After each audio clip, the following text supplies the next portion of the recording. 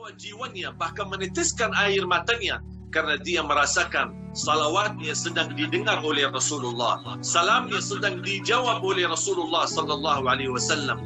Itu yang kita butuhkan, menunjukkan kontak batin sama Rasulullah SAW dalam bersikap kita sehari-hari. Saya bawakan satu kisah jamaah sekalian. Ada seorang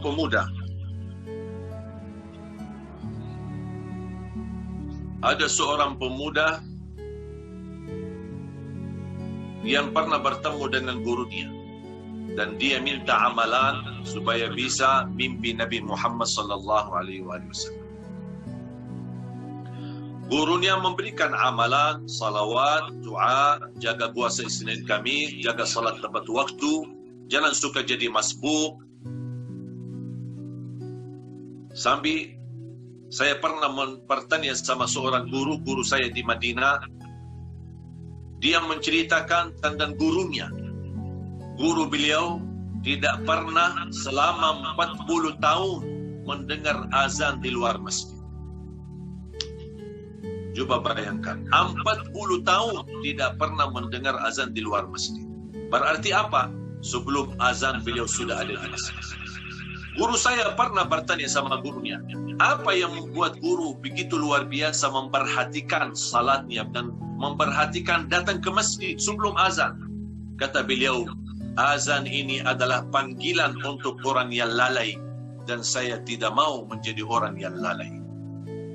Itulah mereka yang membuktikan cintaannya kepada Rasulullah SAW, mendepankan apa yang didepankan oleh Rasulullah SAW, mengutamakan apa yang diutamakan oleh Rasulullah SAW.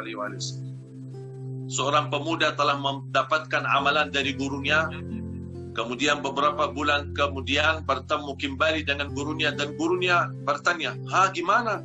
Mudah-mudahan sudah mimpi Rasulullah. Kata seorang pemuda, belum, saya tidak berhasil. Kata guru, ya udah, kamu ikut bermalam di rumah saya saja. Insya Allah boleh mimpi Nabi Muhammad SAW. Diajak kepada rumah gurunya. Kemudian disediakan makan malam. Dan guru itu sengaja menimbahkan atau menambahkan garam di atas makanan. Supaya anak muda itu ketika makan, dia merasa makanannya asing. Dan ketika dia asing, dia minta air. Kata gurunya, harus kamu habisi. Kan mau mimpi Rasulullah. Seorang pemuda kira barangkali dari segi makanan yang banyak asingnya, mudah-mudahan saya bisa mimpi Nabi Muhammad SAW. Itu pakai fikirannya. Habis dia habiskan makanannya dan dia merasa haus sekali. Dan dia berpesan kepada guru, boleh nggak saya minta air? Kata gurunya, saya ambilkan air. Kemudian guru itu masuk ke dalam rumahnya dan tidak keluar. Anak muda itu menunggu lama-lama, saking lamanya menunggu kecapean dan akhirnya ketiduran dalam kondisi haus. Datang waktu subuh, dibangunin dia gurunya, bangun waktu salat subuh. Kemudian langsung guru bertanya sama anak muda, gimana? Apakah sudah berhasil mimpi Nabi Muhammad? Seorang muda berkata, mohon maaf, saya belum berhasil mimpi Nabi Muhammad. Guru pun heran, kamu sudah makan di rumah saya, bermalam di rumah saya, salawat sudah, puasa sudah, kok belum mimpi Nabi SAW, terus kamu mimpi apa? Kata anak muda itu, saya mimpi air.